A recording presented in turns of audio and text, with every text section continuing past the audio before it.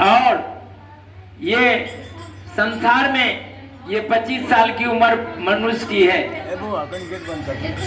जब विवाह हो जाता है तब वह मनुष्य मानव जीवन है बैल में बदल जाता है कि कमाओ, आप परिवार का पालन पोषण करो, बाल बच्चे की जन्म दो, माता पिता की सेवा करो, भगवान भक्त का सेवा करो।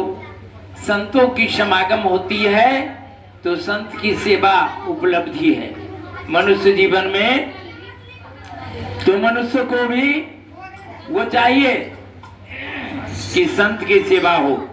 कोई भी आ जाए आपके दरवाजे, पशु क्यों नहीं हो, 84 लाख जोन में जो भी आपकी निगाह में हो उसका सेवा आपको अनिवार्य है। तो 25 साल उम्र हो जाती है मानव की। इसके बाद मनुष्य जीवन में जब विवाह दान हुआ, बाल बच्चे जब पैदा हुए तो बैल का उम्र आता है।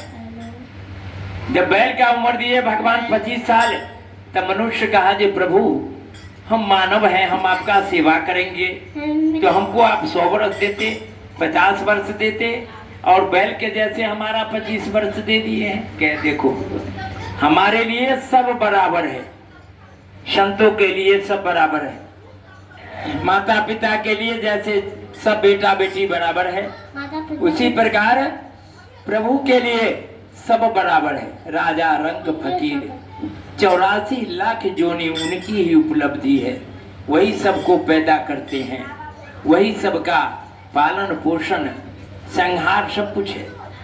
ब्रह्मा जन्म देते हैं, विष्णु भोजन देते हैं, कपड़ा देते हैं, वस्त्र देते हैं, आवास देते हैं, और चौथापन में जब कर्म द्वारा ये शरीर का जब हम लोग त्याग करते हैं तो श्मशान में बाबा भोलेनाथ उपलब्ध हैं, उनके शरण में जाना पड़ता है। कारण श्मशानी वही है, श्मशान के वासी वही त्रिलोकीनाथ है, दूसरा कोई। अब आइए 25 साल बैल की उम्र में कमाइए, बाल बच्चे को पूरा कीजिए। जब शरीर थक जाएगा, बेटा का विवाह होगा, बेटी की विवाह होगी, फ्री हो जाइएगा। तब आता है कुत्ता का उम्र, रे बउआ कहीं सुन बैठ, थोड़ा बाद में रहियो कि हम जाऊँ अपन स्कूल है। अब वह दूर दूर करके चल देगा, वो कुत्ते की उम्र है। और जा करके वो बेटा के यहाँ, वो बेटा के यहाँ, वो पोता के यहाँ जाता है तो चाय मिल गया, नाश्ता मिल गया, रोटी मिल गई, ये कुत्ते की उम्र है। अब आइए चारपाई वाला, जब अंतिम समय होता है इस शरीर की, जब आप जाने वाले होते हैं, तब उल्लू को देखिएगा खोता में बैठा हुआ, इधर झांक के देखता है, उधर झांक के देखता है, लेकिन कोई उसको आदर भाव नहीं करता है, ढेपा मार देगा। लेकिन उसी प्रकार है बुढ़वा तक चश्मा लगा कर ए बुढ़िया तक हुलबुल करे कि कैमरा से किछ हमरा दे दे। आखिर तुम्हारा भी समय तो आएगा, कोई बात नहीं है। और इसमें भी कहा है कि जिन मात, हमारे भजन में है कि जिन मात पिता गुरु सेवा की, वो तीर्थ स्नान कियो ना कियो बराबर है। आप मथुरा वृंदावन काशी प्रयाग कहीं भी न जाइए, कोई बात नहीं है, लेकिन घर में माता पिता और गुरु की जो सेवा कर लिया, उसको कोई तीर्थ में जाने की आवश्यकता नहीं है। गुरु से क्या मिलता है? ज्ञान। दुख जो है सुख में ले जाता है। जब हम कमाने खटाने लगते हैं तो सुख वहां से उपलब्धि है। इसके बाद कोई ऐसे गुरु मिल गए भाग्य में, जिसको रहता है, वैसी गुरु की जब प्राप्ति हो जाती है तो ज्ञान द्वारा, ज्ञान देकर भगवान के शरणागत उसको कर देते हैं।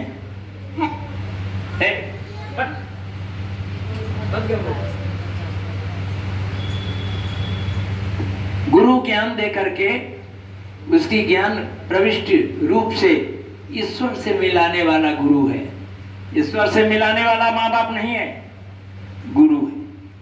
माता पिता तो जन्म दिए, प्रतिपाल जो सेवा है वह करके कहे बेटा आगे बढ़ो, अपना कर्म करो, पढ़ो लिखो, ज्ञानी बनो, उस हालात में जब आगे बढ़ के गया ज्ञानी, ज्ञान के तरफ जब हुआ गया, गुरु मिल गई, तो भगवान से मिला बनहार गुरु है, दूसरा कोई नहीं। तो माता पिता की जो स्वयं सेवा अगर नहीं करता है तो अंत भी उसका उसी प्रकार है। माता पिता से 10 गुना ज्यादा उसको कष्ट और दुख मिलेगा। नरक में दुर्गति होगी, सदगति नहीं होगी। माता पिता को तो भगवान शरणागत कर देंगे, इसीलिए कि वो अच्छा गुरु का ज्ञान प्राप्त कर लिया है। भगवान की सेवा, अपने गुरु की सेवा याचना करके और उनके धाम में वह जाएगा। कैसे? भजन से, मनन से, माला जापने से भी, और भगवान की गुणगान करने से।